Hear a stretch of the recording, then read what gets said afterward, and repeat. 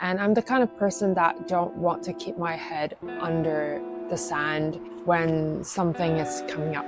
I want to face it and I want to do something about it. I want to make some change in my life. And I even remember this 50-year-old man who has a senior position at his large company. And when I told him that AI will be changing the way we work in the design and construction industry, he literally called me young and naive. And I was like, at least the first part was a compliment. At some point, I even lost a lot of hair. And I don't mean like my hair getting more sparse. I mean like there was one spot where it was due to stress, it was all gone. And it was quite scary. It was very scary, but I was very determined. Hi everyone, my name is Adeline and welcome to my vlog. This is a new one and I want to call it the Asian Female Founders Vlog. This idea came to mind when I realized, according to statistics, I am a minority by being Asian and female. I didn't think of myself that way, but when I realized that, I thought it would be quite cool if I can record a vlog every week, post one, and maybe share with other people. Because a lot of the books that I read and a lot of the people that I follow on social media that I admire who are successful entrepreneurs have not been Asian or female. And when I reflect on that, I thought it might be quite interesting if I make a vlog, myself, and share with others to encourage other people who have doubts in themselves, I suppose, because I did have some myself. And I think I'd introduce myself first, maybe. My name is Adeline. I used to be an architect. I still am licensed as an architect, but I'm no longer working as one. I have a day job and I have a startup on the side. And in my day job, I am a design manager, a deputy design manager at a contractor company here in Hong Kong. And on the side, I have a startup, which I was so surprised when I first started, but there had been people who pinged me and asked for my services at the very beginning, even without any marketing. And that's the first encouragement I've gotten to keep going with my startup. And I can share more. And if you have questions, obviously you can comment in the comment section. Even though the comment section can be quite scary, I feel sometimes. But I made this career pivot to go from design to AI, not because I don't like design. I really do enjoy and appreciate design. But something happened in my life that made that career shift. I was previously a director of a small architectural company and I was holding some shares of it. I was doing some business development by talking to a client, potential client, and I remember having a chat with him about his project. Long story short, I taught him how to use Midjourney, which is an AI image generator. And after he learned how to do it, I realized that he was able to make concept designs himself. And because the scope that we discussed was just going to be me helping him do concept design. So actually that was the end of our conversation or connection. Well, I still have his connection, but I think that was the end of the collaboration. It was a small event, but it changed my perspective. And I'm the kind of person that don't want to keep my head under the sand when something is coming up.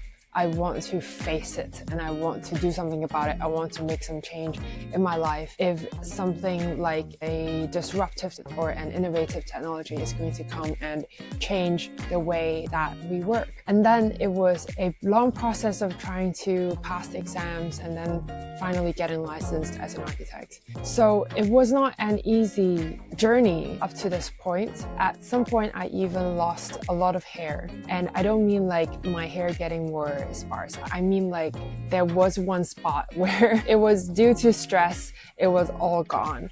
And it was quite scary. It was very scary, but I was very determined. So I no longer worked at that small company that I had some shares. I returned the shares. And the next thing I did was I went into a university and did research for them in AI. And it was very self-driven.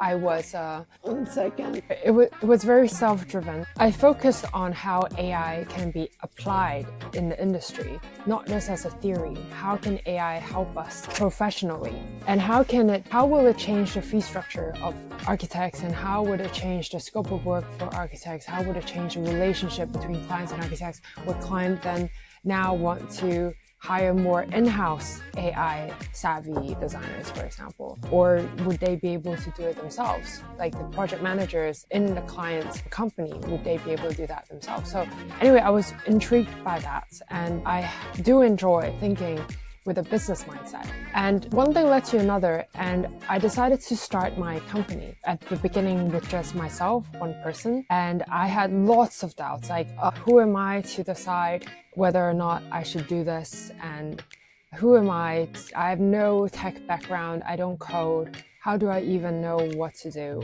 And I even remember this 50-year-old man who has a senior position at his large company. And when I told him that AI will be changing the way we work in the design and construction industry, he literally called me young and naive. And I was like, at least the first part was a compliment. If I can take it, I would. Yeah, so kind of those things made me doubtful, you know, like, and I've always not been sure about that. But one thing that drove me,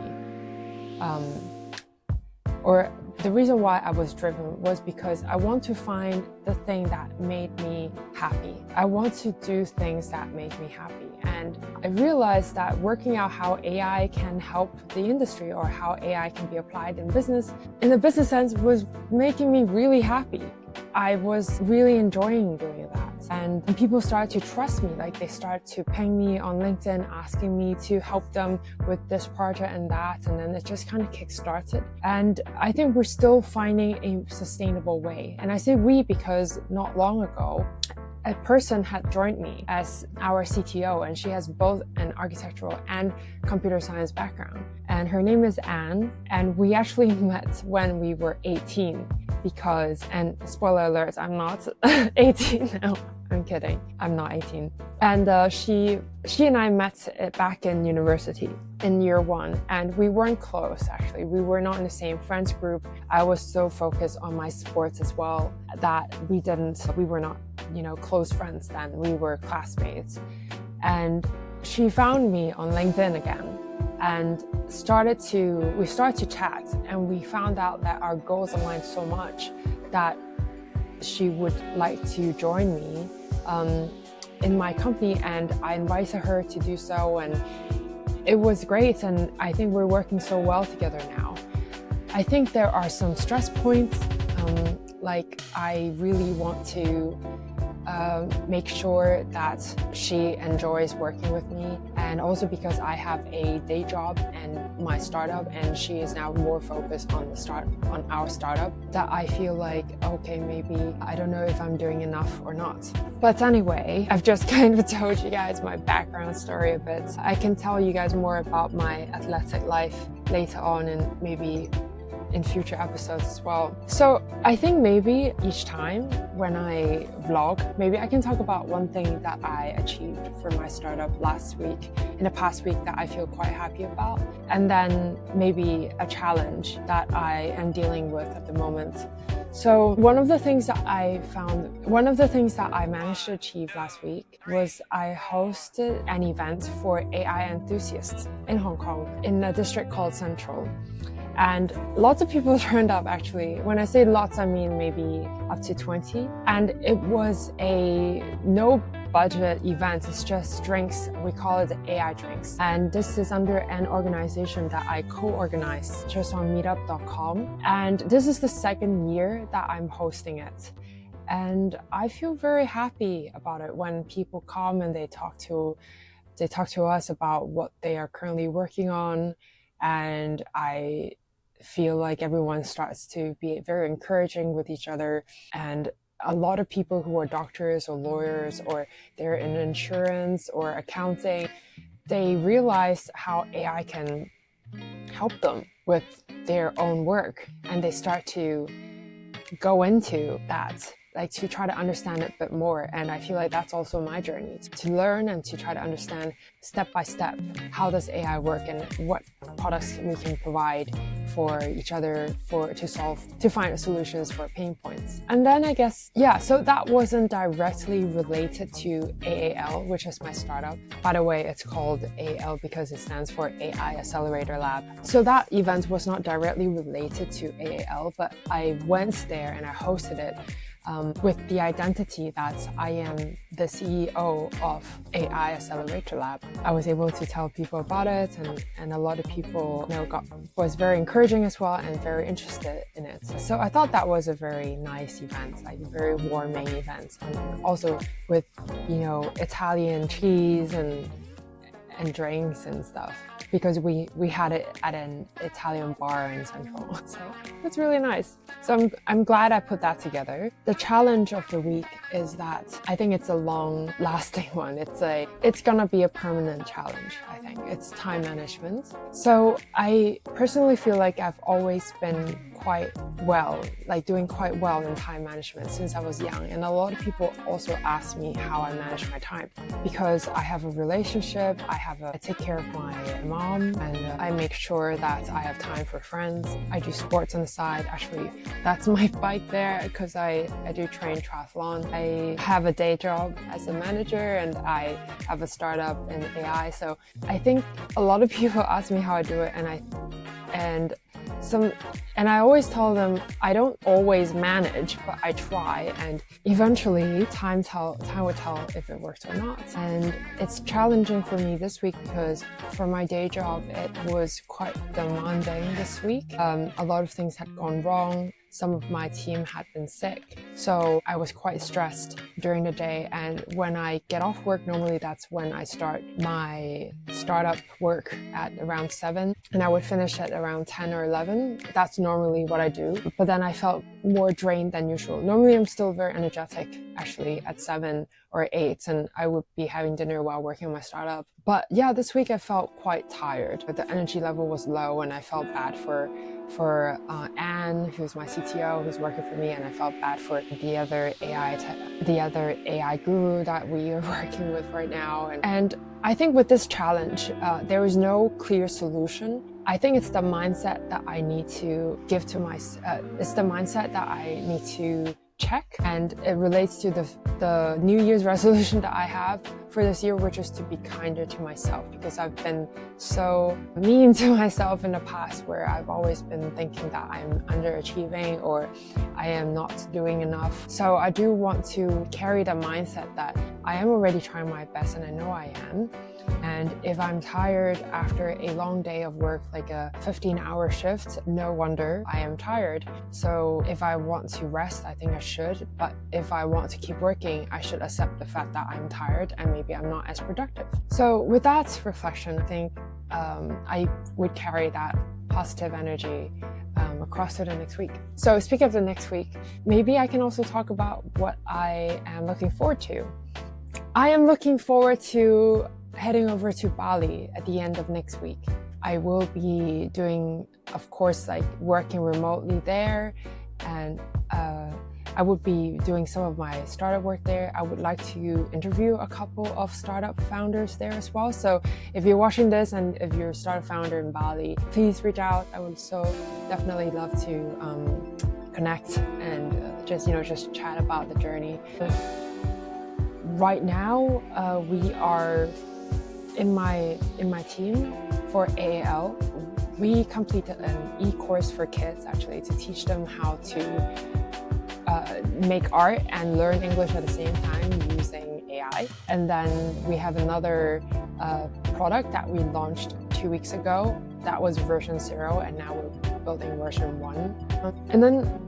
And then also, we have a second product coming soon at the end of this month, which is going to be Comfy UI related. Yeah, lots of things going on. I have this vlog. It's the first one here. Maybe no one will watch it, which is fine. But if one person watched it and find it interesting or helpful in any ways, that would be very nice. And I bought this book, listened to the audiobook, but I really liked it that much that I want to read it on paper. So excited about this. I think I will read this on the plane, or maybe this afternoon if I have the chance. So yeah, and that's it. I just wanted to keep this very simple and free-flowing. I already have a lot of structure in my life, so I want to keep this very free, and I hope it's entertaining. I want to post once a week, and I will try, maybe every Sunday. Yeah, and I think selfishly, I just want this to be a weekly reflection. More importantly, I want to encourage people who have doubts in themselves to try new things and to have new experiences. I think that's it. I don't even think I want to encourage them to achieve anything. And of course, if that's what they want to do, is if they want to achieve, then of course I support them. But maybe all I want to do is to encourage other people to try new things that they didn't think they would be able to try or they would be able to do. And I think for myself, for the longest time, and sometimes I still do, is that I wonder, am I eligible? And one thing resonated with me is what Jensen Huang had said, Jensen Huang from NVIDIA. I think he said something like, how hard can it be? This is what he thought to himself when he first started NVIDIA. He thought to himself, how hard can it be? And turns out it was very hard. And he did say in one interview that if he had known how hard it was, he may not have started. But that's the beauty of a startup.